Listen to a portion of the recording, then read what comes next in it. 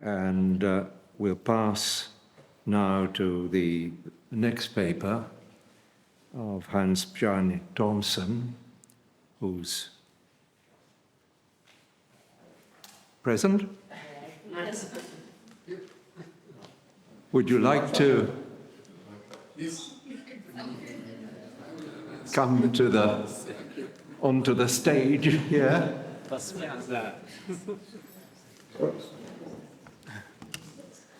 And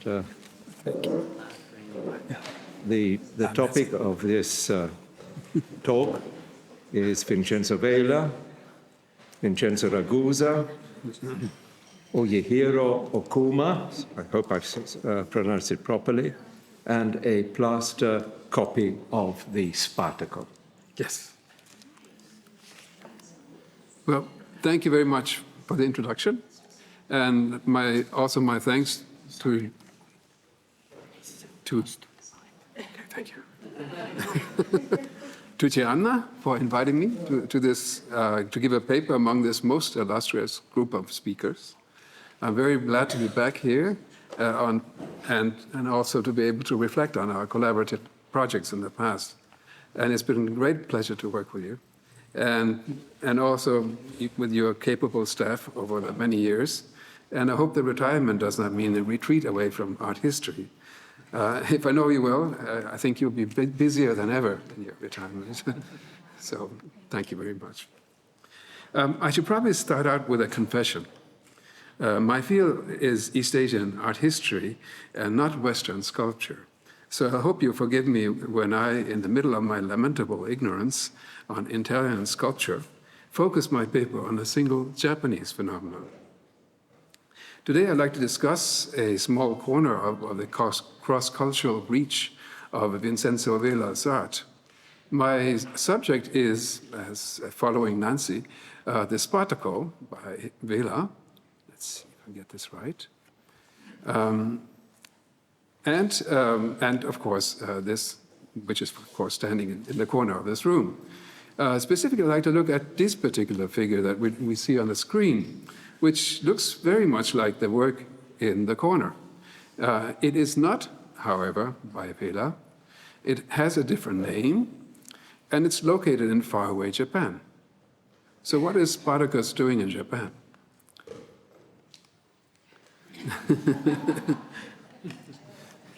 First, let me take you on a trip to see the work in its present location. And if you jump on the plane with me, the travel starts in Tokyo in front of building number 1, which is part of the Department of Architecture at the University of Tokyo. As you'll notice, the building was clearly made on Western style. If we proceed into the building, we'll come eventually into a place with glass vitrines. Yeah, here we are. And this is where the collection of plaster sculpture at the Department of Architecture is located. Now, the total number of pieces, both large and small, amount to approximately 400. The works include plaster cast from Italy, which were sent to Japan in 1876 as teaching materials for the first art school in Japan, and this was ordered by Ragusa. And this was at the Japanese Technical Fine Arts School, Kōbu-bijutsu Gakko, of the Ministry of Industry, which opened in 1876, the same year. The works include plaster statues from Italy, works by Vincenzo Ragusa, and who was an Italian foreigner, of course, who was a sculpture teacher at the school, and works by his students, Ujihiro Ōkuma, a graduate of this very school. These plaster statues were later transferred to the Department of Architectural Design in the Institute of Technology, now the Department of Architecture, on the Faculty of Engineering at the University of Tokyo. So there's a move from place to place in the past. And later then were transferred to the Department of Architecture at the University of Technology, now the Department of Architecture at the Faculty of Engineering, where they're still used as teaching materials for the architecture department. And this is quite significant. They're still very much teaching material. These plaster casts are the earliest plaster casts in the history of art education in Japan. And they are the basis for the plaster casts, which are now mass-produced and sketched in schools throughout Japan. It's very much an ongoing thing. Now, sorry, that was the second part. Now, where is our piece located? Placed on the ground level, our sculpture appears quite small and somewhat out of view. Next to the statue, as you can see here, are some pieces of paper. And if you look at the first one, it says, Ujihiro Ōkuma, Haro, which is the name of it, not hello, 1880 plaster. This is the graduation work of Ōkuma. This is the only piece that can conclusively be confirmed to be his work from the sculpture department for the graduation. It is thought to have been a copy of the Spartaco by the modern Italian sculptor Vincenzo Vela. And of course, it clearly is, because it's so very close in detail to the Spartaco. And the question is then how this exactly came about. Now, the sculpture has apparently been in the same out-of-the-way location for some time and clearly needs to be dusted. As this exhibition space has not changed significantly over the years. Nonetheless, I would like to argue that the sculpture is of great importance. In my talk today, I would like to do the following three things. I would first like to examine the reception of Vincenzo Vela in Japan, and then briefly describe the difficulties in the education of Western-style sculpture in Japan in the early days, and then trace some of the after effects of the sculptural education. As my prime material, I will use this figure. But first, I'd like to start with a friendship and point to a connection between Ragusa and Vela. And let's see, now here we have Ragusa. Now, I'd like here to use a quote by Nadia Sutta, who might be in the audience today, which was kindly given to me by Gianna. And it goes like this, translated into good English. When the Russian Baron Pavel von der Vis decided to build what would go down in history as a Treveno castle, or the Château de la Musique, his administrator, one Botta di Rancetta, approached Vincenzo Vela about building the gable of the villa. Vela promises, postpones, promises, postpones, and accomplishes nothing. At one point, finally seeing that he cannot succeed in accomplishing what he promised, he makes a proposal. He says, "I regret, I cannot do it. However, I have the solution to your problem.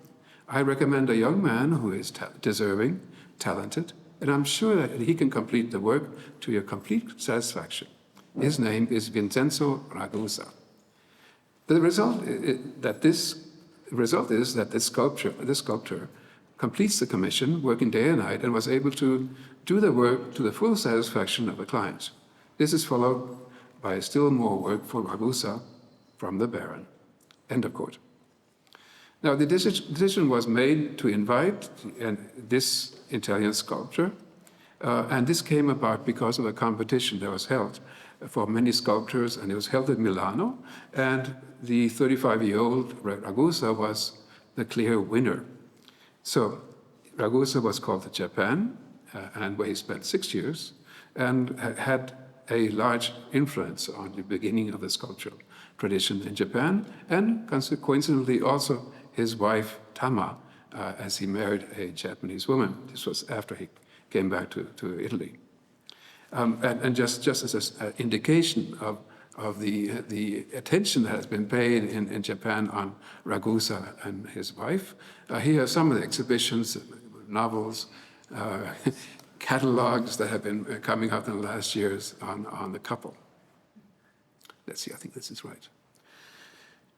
So we have Ragusa in Japan, and he clearly must have had a copy of the Spartaco in order for his student to make the copy of it that we just saw. But how did this happen? Was it a goodbye present by Vela? Was it something that he received in other by commission, or did he actually pay for this through another dealer? We really don't know how it came into his hand, but what is important here is that he took it with him to Japan as an icon of European sculptural tradition. He was in Japan in 1876 to 1882, teaching sculpture at the Japanese Technical Fine Arts School, as I mentioned earlier. He introduced European techniques in bronze casting and new methods of modeling in wood, clay, plaster, and with wire armatures, as well as in carving in marble, all of which exerted a significant role in the development of modern Japanese sculptural arts. Among his students were the aforementioned Ujihiro Ōkuma. Now, the Japanese Technical Fine Arts School was established in 1876 by the Ministry of Industry. And this is an important point because they were, the reason for establishing this was not art for art's sake. It was actually in order to make valuta for the country, to find an industry of some kind that would bring in money for the country. It was Japan's first governmental art school dedicated to Western art. Foreign teachers, such as the painters Antonio Fontanelli, Prospero Ferretti, and Achille San Giovanni, were hired by the government to teach Japanese students, in addition to the sculptor Vincenzo Ragusa and the architect Giovanni Cappelletti. Now, you notice that all of these teachers are Italian. Remarkably, Western sculpture and additionally Western art was thought as being centered on Italy at this point. The acceptance of teachers in art from Italy alone was based on the unofficial government policy of accepting military advice from France, industrial advice from Great Britain, agricultural advice from the United States, and legal and medical advice from Germany. Of course, Italy had to be arts. The school was forced to close in 1883, but continued 4 years later in 1978 as the Tokyo Art School, and then becoming Tokyo University of Fine Arts and Music, Tokyo Geidai, that still exists. Now, we know that Ragusa also sent a group of plaster models from Italy to be used as models to educate the students. And we know that he also made plaster models when he was there. A former student reminisces on his old teacher, and in an article in 1918, it says, Mr. Ragusa was a great teacher of Greek sculpture and would talk from time to time about fine old sculptures of Greece and other places. Students at the time, consciously or not, had a great respect for the rare ancient sculptures. Plaster casts of Greek and Roman sculptures were purchased and kept in the school so that we could appreciate their work even though there were not many. No, so we may assume that Ragusa also used the Spartaco by Vela in his classes in the same way, and that he told the students about the significance of this work, as he did with the Greek sculpture.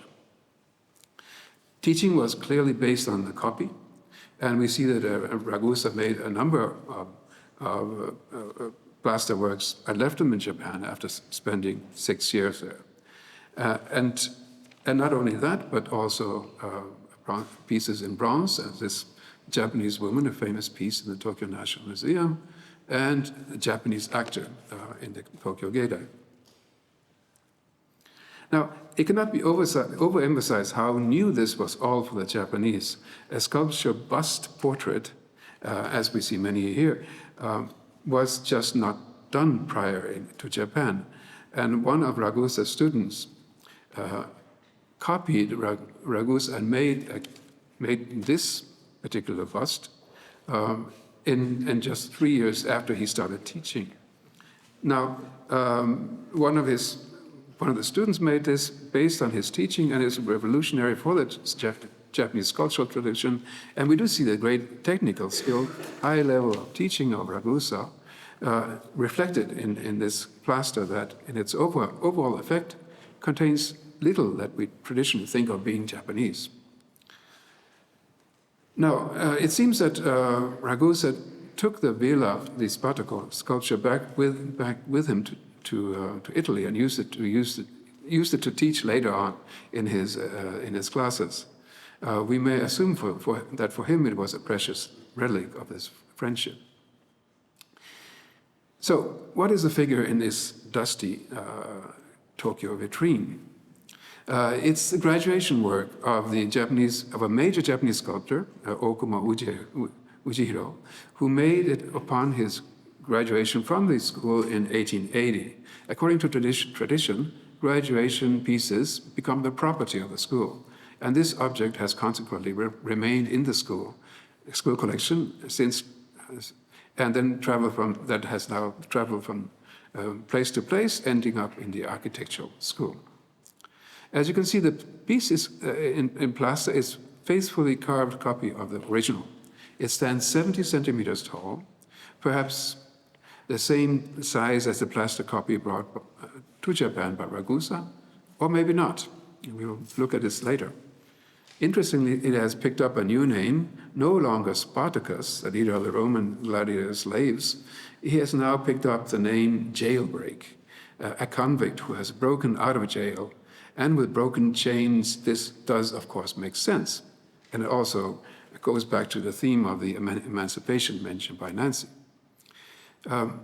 Interestingly, although the technique and forms of Western sculpture were clearly taught to Ragusa's students, the historical and cultural context, however, the meanings of the sculpture seem not to have been passed on. Perhaps such information might have been a hindrance for the Japanese imagination, as Roman history was not part of common background information at the time. Well, breaking out of jail presumably was.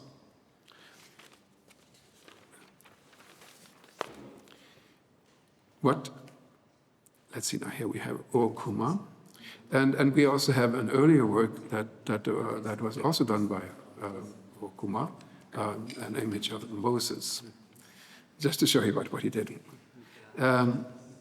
Now, if we look, whatever its name, it's clearly had this image clearly had influence. If we look at other work of Ōkuma, it is clear to see how the ways that the European examples, including that of Vela, was passed on to the Japanese sculpture, as he thought out a style that combined Japanese and European forms. After graduating, Ōkuma helped to teach at the university, and then traveled to Rome for further education under Italian masters. Upon his return to Japan, he was commissioned to create this public figure, which turned out to be his major work. It's an enormous bronze statue of Omura Masujiro. It's 7 meters tall, founder of the modern Japanese army at the Yasukuni Shrine. It was made in 1893, and it was the first bronze statue of a Japanese person to be erected in Japan. At 7 meters in height, it was a truly monumental work that instantly became one of the landmarks of the city, as can be seen in the many postcards that feature this sculpture. Here, example from around 1920. And this is a present-day photograph. Prior to this, public sculpture only existed in religious contexts, such as the entrance to shrines or Buddhist temples. Thanks to Ragusa and his models, including that of Vela, we can see the beginnings of the Western-style sculpture tradition in Japan. A sculpture like that, as we see on the screen, helped to change the Japanese perception of the public sculpture, which was profoundly negative before. Now, as I see that time is running out, at the end of my talk, I would like to add one more item that might also be interest of our colleague, Professor Frank. And that is a series of books called Fujo Kagami, or A Mirror for Wives. This was a series of books that was commissioned, as we see, by an empress. It contains 120 examples of the proper moral conduct of women, and was compiled by Nishimura Shigeki, a scholar of Japanese Western literature at the Imperial Household Ministry's Literary Service. And it's quite significant that it is commissioned by the Empress and also by the government, and it's sort of a mirror of how women should act. Yes, but be prepared for something else. In addition to the traditional Chinese models, there are also Western examples that describe how to become a good wife and a wise mother. And here we see the first pages of volume 2, and we see the row of names, examples that will be raised in this volume. And among them, there is this particular text, and it as you can see, the characters are on the left side, and it says, An Furakusuman. And you may wonder who it is. And it is actually Anne Flaxman, the wife of John Flaxman. And she becomes a model for the Japanese housewives. She of course is married to the young sculptor John Flaxman in 1781. She originally was a London school teacher, but gave that up to help her husband. In 1788, the couple set off together for Rome, where the husband engaged in a study of Roman sculpture. And this first portion of the artistic grand tour, which stretched to 7 years in Italy, is documented in her journal, an uninteresting detail of a journey to Rome. The Japanese text is really not that interesting, but what is interesting is the image. Now, there's a certain problem with this because when they were in Rome, Vela was not born yet. And in fact, it was 40 years afterwards that he was born. But it has some interesting information. Now, the caption says, Anne supplements her husband's work. And we see Anne intently engaged, perhaps giving guidance or support from the corner, from behind, to her husband John, who is concentrated on creating a plaster copy of the large sculpture in front of him, which suspiciously looks like the Spartaco. Now, the artist of this image is a Sachihiko Ono, who was in the same art school at the same time as Ōkuma. And of course, Ono was in the painting department and Ōkuma was in the sculpture department. The number of students at that time was very, very, very small, so there were surely opportunity for Ono to see sculpting students at work. Now, so here we have, in order to demonstrate the idea of sculpting, this artist chose Spartaco and then Jailbreak as the symbols of sculpting. And we see this artist creating a plaster copy from an original sculpture, as it was done in the school. And also the changing of the scale from the original, larger, to a smaller, perhaps 70 centimeter copy. Now, the man in the work, John Flaxman, might well have been modeled on Ōkuma, and the image may well reflect the way that Ōkuma worked. In addition, the room may also have been modeled in part on the workroom of the school's for the school's sculptor students. And was the figure on the left the actual size of the plaster copy of the Spartaco that Ragusa brought with him to Japan? Maybe. It's a possibility. But in this way, I'm out of time. In this way, a work by Vincenzo Vela reached across the seas and came to be received by Japanese artists as a symbol and model of modern European sculpture practice.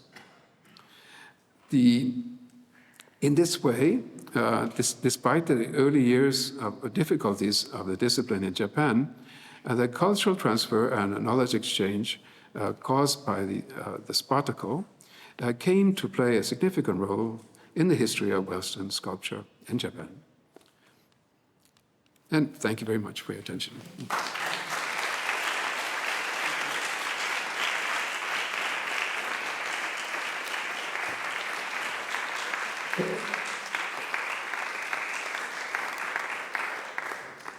I think the applause indicates the interest and fascination of this strange, surprising, very, very interesting story. Thank you very much indeed. I'll ask if there are any questions. Not even one question for... I think Bjarne has. Bjarne. How was Ragusa's reception in general? His work, we've seen a few busts, I mean, Right. How the traces of reception within Tokyo's, elite, because that's probably Right. I mean, it's a very good question, and I mean it's no. No, that should be. No, it's a very good question because sculpture was not highly regarded. It was seen as something on a very much lower level than painting. Samurais and other elite, they engaged in painting. That was part of their education, but sculpture was not. And they had trouble attracting students, so much so that the government said that no stipend would be necessary, and they would even pay for the students' costs. And so people started to flock to their school. But the problem was that there was a deep-set animosity against this, and the sculpture that was made were thought to be strange and problematic. For one thing, there's a record of a Japanese official who went to Washington, D.C. and saw the busts of the various presidents, and he thought it was horrible because it reminded him of the execution place where the heads of the executed would be lined up so there were serious barriers to be overcome. And Ragusa, in the beginning, was not seen as somebody positive, that he should not have brought this with him. But with the success of his students, with the changing climate, with the changing acceptance of sculpture, especially in public places, this changed. And now, of course, he's a cultural icon, together with his wife. Actually, his wife is more popular than him. Yes. So it was a real problem in the beginning. Yeah. And Ujihiro's masterpiece was that huge 7 meters tall general, and then he more or less disappears from the. Then there was a whole. This started, and there was just a flow of sculptures across Japan, and this, of course, played in with the imperial wishes of the country, and general and people who advanced the might of Japan were placed in various different locations, and even now today, if you go to Japan, you can see these across the place. So that's certainly changed the perception of public sculpture. Very No, thank you. Thank you. Thank you.